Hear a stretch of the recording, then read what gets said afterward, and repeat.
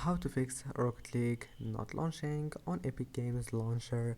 Easy and quick. And if you want to fix this problem, all you need to do first just open settings and then click privacy and scroll down until you find here by background apps, and now just maybe you'll find it like that, and then just turn it off.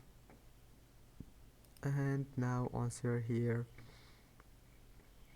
go to Epic Games Launcher and try to sign out and sign in again.